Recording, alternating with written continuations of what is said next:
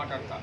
Number 1 ఇది ఆయన వేసిన అభివృద్ధి. ఇంతకు ముందు కూడా ఒకసారి చూపించిన దీంట్లో 14 కేసులు ఉన్నాయి.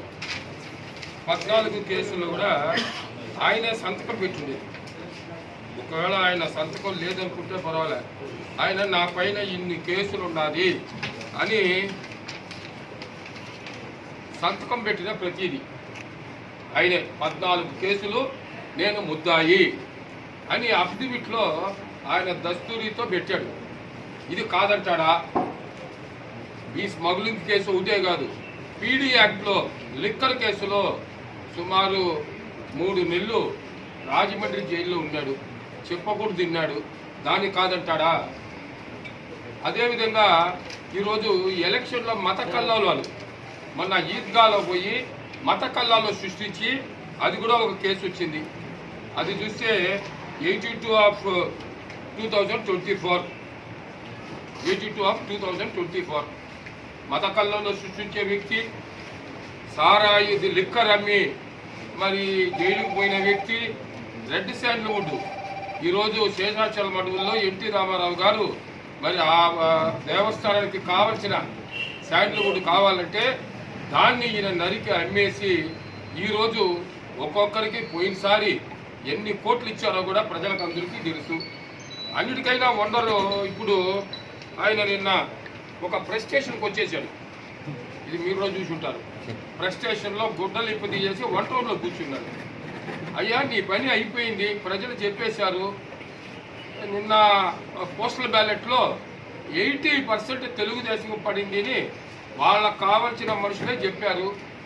ఆయనతో కూడా ఉండే కొంతమంది అధికారులు నా దగ్గరికి వచ్చి కంగ్రాట్స్ సార్, మీరు గెలుస్తారు సార్, వాడి చేష్టలు చూస్తే ఇంకా విచిత్రంగా ఉంది సార్ అని ఆయనకు ఫేవర్గా ఉండే అధికారులు చెప్పారు నాకు. నేను ఒక 5 సార్లు పోయిన చీఫ్ ఎలక్షన్ ఏజెంట్గా. ఆయనకు కావాల్సిన అధికారులు నా దగ్గరికి వచ్చి సార్ ఆయన పైన అయిపోయింది, మీరే గెలుస్తారు సార్, కంగ్రాట్స్ సార్ అని చేసిపోయినారు. అది ఆయన పరిస్థితి. అంతేకాదు మరి ఆయన పరిస్థితి ఈ చొక్కా ఇప్పేసినప్పుడు నాకు అనిపించింది, ఒక 17-18 సంవత్సరాల ముందు లారీలో క్లీనర్గా ఉన్నాడు, మళ్ళీ డ్రైవర్ అయినాడు, మళ్ళీ శాండ్ల్వుడ్ ట్రాన్స్పోర్టేషన్ చేస్తూ వచ్చినాడు. శాండ్ల్వుడ్ ట్రాన్స్పోర్టేషన్ చేస్తా ఎక్స్పీరియన్స్లో ఈరోజు అదే పని ఆడపోయి చొక్కా ఇప్పేసి కూర్చున్నాడు. అంటే ఆయన ఒక ప్రెస్టేషన్లో ఉన్నాడు.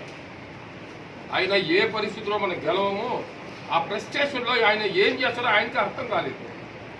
దయచేసి ఒక రాజకీయ నాయకుడిగా నువ్వు ఒక ఎమ్మెల్యేగా నామినేషన్ వేసావు, ముందాతనంతో ఉండు. నువ్వు ప్రజలకు ఏమన్నా చేస్తుంటే దాన్ని చెప్పు. అది వదిలేసి నువ్వు అపోజిషన్లో, నువ్వు గవర్నమెంట్లో ఉన్నావు, అపోజిషన్లో ఏమి 5 ఏళ్ళు చేయలేదంటే మీరా మేము ఆ గవర్నమెంట్లో ఉంది. అది డౌట్ వచ్చేసింది ఆయన. మేము గవర్నమెంట్లో ఉన్నట్టుగా మాట్లాడుకుంటా ఉన్నాడు. అయిపోయింది, నీకే నీ మనసులో వచ్చేసింది గవర్నమెంట్లో ఎవరు ఉండబోయేది. మరి 13వ తారీఖు ఓటింగ్ ఉంది, 4వ తారీఖు రిజల్ట్ వస్తుంది, 6వ తారీఖు నుంచి నీ పరిస్థితి ఎక్కడుంటుందో చూడాలి. చెప్పకూడదు తింటావా లేదా ఈ రాష్ట్రాన్ని వదిలేసిపోతావా నువ్వు ఆలోచించుకో. అది వదిలేసి ఈయన మేమందరూ అనుకున్నాం మా అమూల్ బేబీ అని, ఆయనకేమి ఇంతవరకు కూడా తెలియదు. ఏది ఇట్లాంటి కార్యక్రమాలు, ఇట్లా కేసులు నువ్వు ఉంటే చూపించు. ఇప్పుడు మేము రికార్డుగా చూపించాము నీ పైన ఎన్ని కేసులు ఉందో. ఆయన పైన కానీ ఎంపీ గారి పైన ఏదైనా ఉంటే, ఎంపీ అభ్యర్థి పైన, క్యాండిడేట్ పైన, 2 క్యాండిడేట్ల పైన ఏదైనా ఒక్క కేసు ఉంటే కూడా నువ్వు చూపించు. మేము కాదని చెప్పు. నీ మాదిరి 14 కేసులు నువ్వే సంతకం పెట్టి ఇచ్చావయ్యా బాబువాడా, సంతకం పెట్టి నువ్వే ఇచ్చావు. మరి అది కాదని చెప్పగలుగుతావా?